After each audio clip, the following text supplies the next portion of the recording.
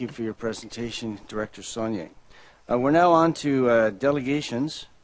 The first delegation we have is from Erin Broadfoot from P.F.L.A.G. Canada, Durham Region, requesting to address... Oh, I beg your pardon? Oh, yeah, we have to do that. Yes. Sorry. Vice Chair Guyverson. The motion is that the delegations of Erin Broadfoot on behalf of P.F.L.A.G. Canada, Durham Region, Alan Smith, Ron Bremner, and Kevin Fenlon be heard. All those in favor? And none opposed. Thank you very much. Now, Erin, would you kindly come forward concerning Community Services Committee, concerning a proposal to paint a rainbow crosswalk. Thank you for being here this morning, and you have 10 minutes. And you push the move button. Bingo. There you go. Perfect. First off, thank you all for being here to listen to me today as I speak. I prefer not to read off of papers, but I'm going to today to make sure I stick to the point and I get across what I'd like to say. I am a lifelong Durham resident and a small business owner in the area. I am a mother, a wife, and a volunteer for P.F.L.A.G. Durham Region. Today I'm speaking to you and asking you to consider our motion to install a rainbow crosswalk here in Oshawa. Oshawa is a vibrant and growing city, home to many individuals, families, seniors, and small businesses. We are asking you to help us in sending a message of inclusion to the local LGBTQ community. I'm here to ask that the city stand up, acknowledge, and show support for those who are often marginalized, discriminated against, and mistreated not only in public spaces, but often within their homes and personal spaces as well. This is a community that is made up of individuals who oftentimes have nowhere to turn. Research suggests that approximately 10% of the population identifies with the LGBTQ community, higher numbers being in urban areas.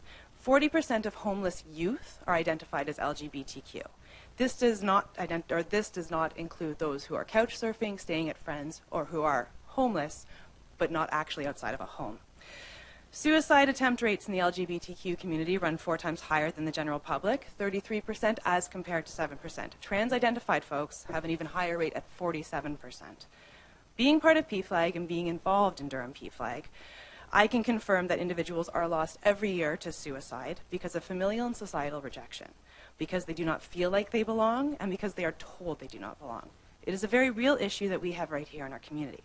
Yet many refuse to see it and is not brought to light as often as it should be because it's not talked about. The lack of understanding, empathy, and support to this community is very real, and we are the only people who can change that.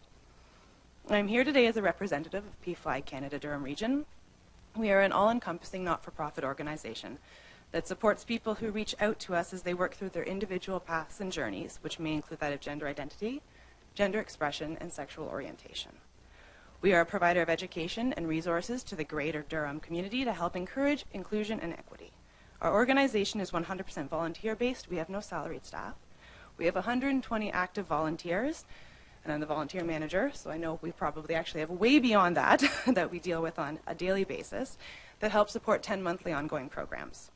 We directly impact over 250 community members and allies monthly with well over 3,000 supported annually. We have the largest chapter in all of Canada, and it's right here out of Oshawa. We run Camp Rainbow Phoenix every summer. It's a free camp for youth ages 13 to 17 to come and be who they are. We work to empower them and help them find their place and send them out feeling better and able to conquer. We partner with over 10 local organizations to support Durham Youth Pride, Pride Durham, Pride Prom, and Multi-Faith. Year after year, we log 20,000 volunteer hours. Erin, I'm sorry to interrupt, but I've just been advised for the accessibility reason, if you could just bring that microphone a little bit closer, please. It actually moves. The whole piece can come forward closer to you, the whole box. Yes, like that. Thank right you there? very much. Okay. Yeah. I usually avoid microphones, so here we go. Please continue. I myself have been volunteering with P.F.L.A.G. for a number of years now. It has given me incredible insight into the issues that the LGBT community faces. I feel like this is very much a hidden issue here in Oshawa. Those of us who work closely with P.F.L.A.G. and with the community are well aware of the challenges the population faces, the degrees of homelessness, the lack of visible supports, the discrimination, and the casual incidents of homophobia and transphobia that occur daily.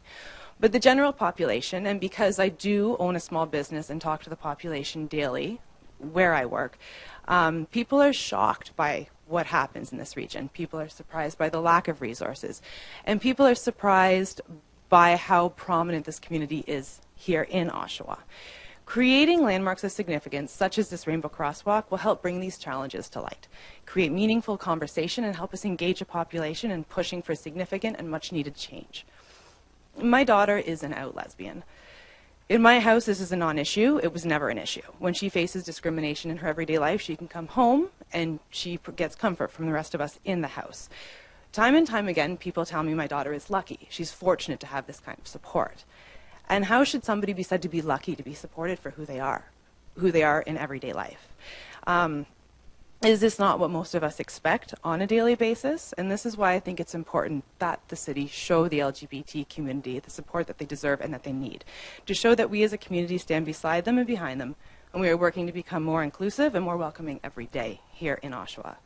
Because this is a marginalized group that faces discrimination not only in their everyday life from strangers and from those around them, but also at home from the people who are supposed to love and support them as well.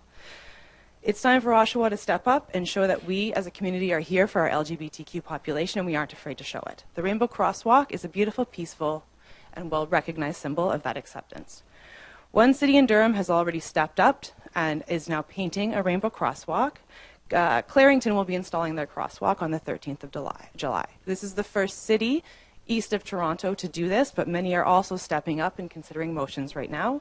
Ajax, Uxbridge, Whitby, in the region itself are all considering motions being put forward right now to paint their own rainbow crosswalks. There are many of these throughout Canada.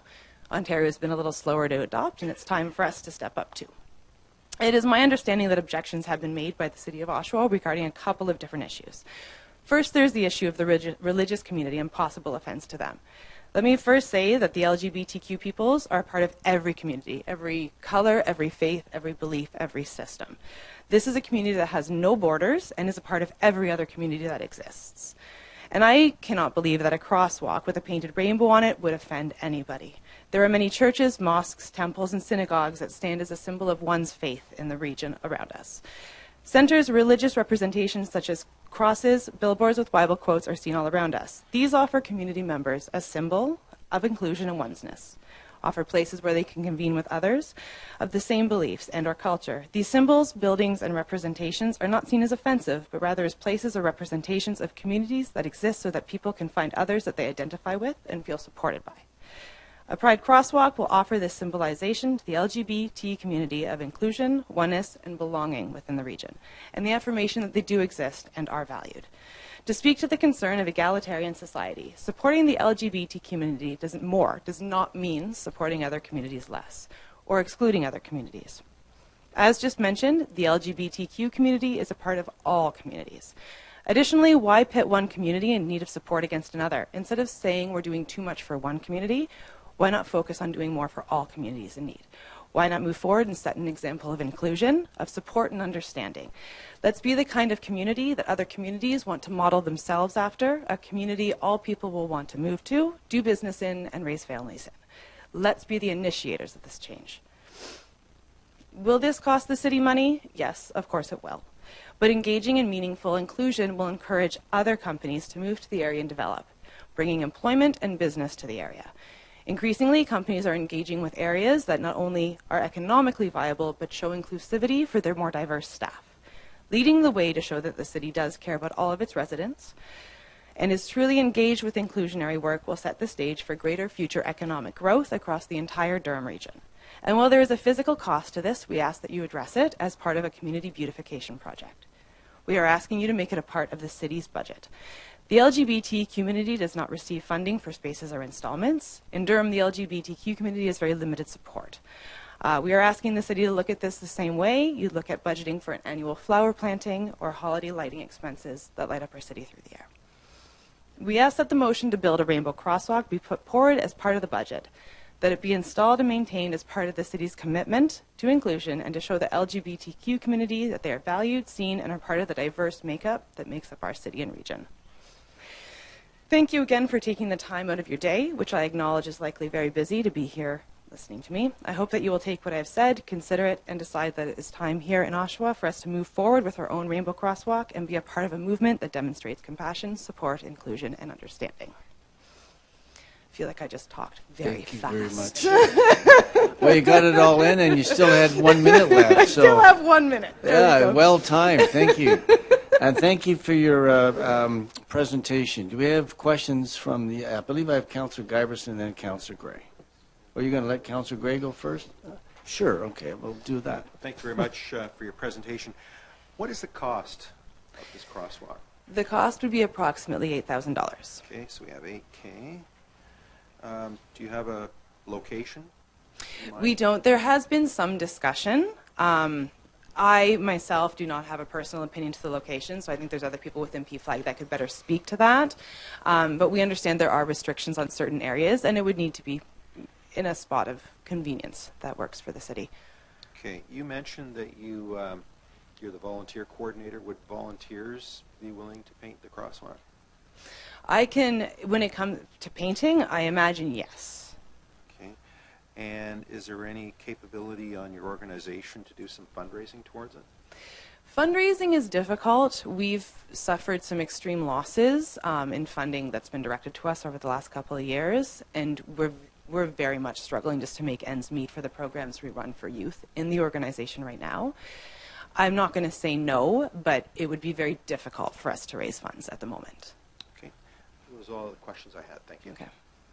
Thank you, Councillor Gray. I'm over to Councillor Giberson, please. Thank you, Mr. Chair, and thank you, Erin, for your presentation today. I do have a question regarding one of the past concerns that's been raised regarding the painting of sidewalks, or sorry, crosswalks with the different colors. I think that one of the concerns that was raised was the potential for a traffic or safety hazard with the different colors and things like that. And understandably, quite often, municipalities are sometimes reticent to be the first to try things out, just in case, not knowing what the risks might be. Municipalities tend to be risk-averse entities, and probably with good reason, because it's the public's money and the public's resources. But I think that since that time, there have been some municipalities that have started to implement similar programs, and I'm just wondering if you know what their experiences have been in terms of safety concerns. What has happened in that regard? There's a number of crosswalks have gone up around Canada, and crosswalks not only in support of the LGBT community, but many different ones. They're showing that there have been no issues with safety, no increase in traffic incidents, no issues to pedestrian safety. So they've been shown to be as safe as your average typical crosswalk. Okay. Okay, thank you. That's my only question. Thank you. Any other members of committee? Seeing none, we'll go to visiting councillors. Oh, we have two. Okay. Councillor Hurst, I saw your hand first, then we'll go to Councillor McConkey. Thank you, and thank you for your presentation today, and thank you for bringing this information forward. Yes, a lot of my questions have already been asked, but if I could, through the chair, could I ask a question of staff about the painting of the sidewalk, the painting of the crosswalk?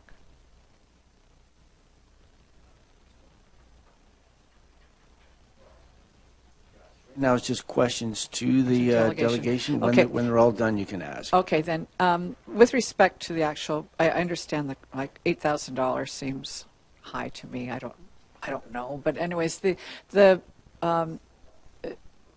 I know what the other councillors have asked about donations, and if you're a volunteer group, and we all love our volunteers, bringing this forward. Are you aware of any commercial painting companies that donate their services or donate the paint for this initiative? I'm pretty sure that the majority of the costs aren't incurred in just the cost of the paints and supplies that go along. It's in other issues surrounding the painting. I don't know offhand of somebody. I'm not going to rule out approaching people and asking. It's not something I directly have looked into. Obviously, we're willing to step forward and help wherever we can and cut whatever cost we can. And we would love to. I mean, we'd love to take this on our backs and pay for it themselves. We need to be careful not to remove resources from things like the camp and other things we do that support youth in the community who need the support because they're homeless or at risk of suicide or in other stages. But we're not opposed to looking into things for sure. That's, yeah. Okay, so that $8,000 figure, was that something that was provided by your organization or provided by the municipality? That's been provided by research done while other communities have been painting the sidewalks, and that was also figured out when Clarington agreed to paint theirs and everything that goes into it. I'm not responsible for the budgeting, I do, so I can't speak to every dollar within it, but I know that I know the people who work towards the budgeting, and they're keeping everything as they would always keep everything as tight as possible. But like I said, it's more than just the paints, it's the people that are employed to do the work and everything that goes around it. And it runs in line with the cost of other beautification programs in the city. Planting gardens, you know, cleaning up areas, providing spaces that have monuments, things like that. Okay, thank you very much. So now may I ask a question through you, Steph? And do that once all the delegations are done. Okay, thank you. Thank you Yep. for the clarification. We'll come back to you. Councillor McConkey, please. Morning. Thank you for your delegation. I did a bit of research, and I noticed that a lot of the municipalities have either established permanent or temporary. So do you know if Clarington's is permanent or temporary? I believe it's permanent. Yes. Thank you. No problem. And then there seems to be two different designs, a vertical or a perpendicular to the parallel or perpendicular to the actual crosswalk lines. And it seems one would require less paint, if you know what I mean. Do you understand the difference between the two? Some are blocks, Okay. and others are stripes. Okay. And I think it was Waterloo that has the blocks. They seem to be more prominent, but I don't know if there's a difference in preference by P.F.L.A.G. And obviously, that would be something to consider in addition to the location. And I suppose you've seen where a lot of the crosswalks are located close to a city hall, a municipal building. So here in front of City Hall, is that one that was on the No, I believe radar? there's any of the crosswalks in front of City Hall at Simcoe in this area. They're not crosswalks that would be in for consideration. I think there was one area on Athol that where there's about to be some destruction of the road that when it's put back together would make sense because the work's going to have to be done there anyhow. But yeah, there are certain, Yeah. the ones right in front of City Hall. I understand. I was thinking Athol at Center Street. Oh, maybe, okay. Yeah. Sorry. But anyhow, it'll come up, I'm sure, for discussion.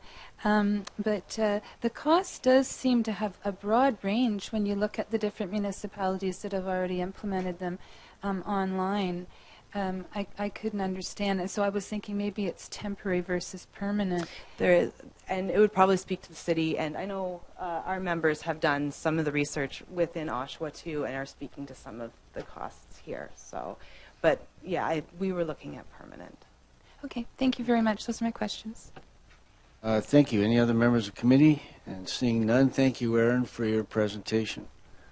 Before we get to the next delegation, Councillor Hurst, now is the appropriate time for you to ask a question to staff. Okay, thank you, Chair Kerr. My question to staff would be the cost of $8,000. I know, as a layperson, I think it's exorbitant. And I would assume that the type and quality of painting required for such a proposal has to meet a certain standard, and therefore that bears part of the cost. And I didn't know if the city had its own research on the cost of painting a crosswalk itself. I'll refer that to Commissioner Diskey, please. Through the chair, we don't have any current research. I know we've looked at this in the past. One of our major issues is we have to follow the Ministry of Transportation Ontario guidelines, the MTO guidelines. They indicate that the paint should be white or, in some instances, the yellow, right? But they do not have guidelines for multicolored crosswalks. Thusly, that colored paint is not readily available. It'd probably be a special order. So that's part of the cost, but I don't know how accurate $8,000 is. Thank you. So when they're talking, I appreciate that. Thank you, Commissioner Diskey. And so when we're talking about a crosswalk and MTO guidelines, that doesn't matter whether it's on a regional road, like Center Street, one of our city streets, or different for if it was in a less traveled city side street. Are there different guidelines in that regard? Through the chair, as far as I understand, the guideline is the standard for all areas. Okay, we do have the correspondence coming forward in the next section, Councillor Marks. So, Chair, just for my own knowledge, and Yep. can we ask staff some questions on this, or do you want to defer to later? Or? well, yeah, let's get them all dealt with right now. Sure. That's fine. Thank you. Through you to Commissioner Diskey. Yeah, this matter has come before council before. Were you commissioner at the time, Commissioner Diskey, or did it not come 2 years ago? I think I read. Through the chair, yes, I was. Okay, and there was safety concerns. Were some of the concerns that council had at the time? Through the chair, the issues were that it didn't meet the MTO standards. I see. And we had to follow those guidelines. Are you aware of any developments that have allowed our neighboring municipalities to sort of engage in painting their own crosswalk? Through the chair, no. Okay. So I assume any motion would have to go through the community services to look at some of those concerns. During the last round of consideration for the community services, was it ever looked at for any designation of the Oshawa Trails, to designate that an area to be painted? Is there any regulation on that? Commissioner? Through the chair, I believe that was not a recommendation, Okay. and I'm not sure if there's any concerns with that. Okay. Those are my questions. Thank you, Mr. Chair. Okay, we'll complete this topic and go to Councillor Gray, please. In your previous researches, has there been any issues across Canada with vandalism of these crosswalks or anything like that? If they get graffitied, it could have the opposite effect. Through the chair, no, we're not aware of any issues of that nature. Okay. Is there a possibility that instead of doing it on a road where you've got lots of high traffic, maybe just out front of City Hall, you got those cement blocks, you could paint those, and that would show the symbolism of Oshawa being an inclusive community? Is that a possibility? Through the chair, I can't answer whether that's a possibility or not. I'd like to go back and discuss with staff and look at recommendations through the staff process. And if you did it at City Hall with those cement blocks, would you require the same kind of paint that's got durability, because tires are driving over it, and instead, there's nobody driving onto Civic Square? Through the chair, we, as you can see, we do have some painting on those blocks now, and I believe they're required. A refresh is required shortly, so I think those are about 2 years old. Thank you. Okay, that completes the discussion. Oh, Councillor McConkey. Yeah, there was one point you raised in your question there about damage, and I did see that has happened when I was doing some research online in an Ontario municipality, but I think it was quickly corrected. But a lot of them, from what I read, seem to have been able to tap into some, I think it was provincial grant money. I'm not too sure. So can you put that in a form of a Yeah, question, I would please? like to know if the commissioner knows what grant money that would have been and if it's available still. Through the chair, we're not aware of any grant money or whether what the status is of that at this time. Appreciate that. I guess when we're doing more research, we could find the answer to that out. Thank you. I believe there may be a motion coming forward about this matter later on in the meeting. So, okay, so that concludes the discussion on that particular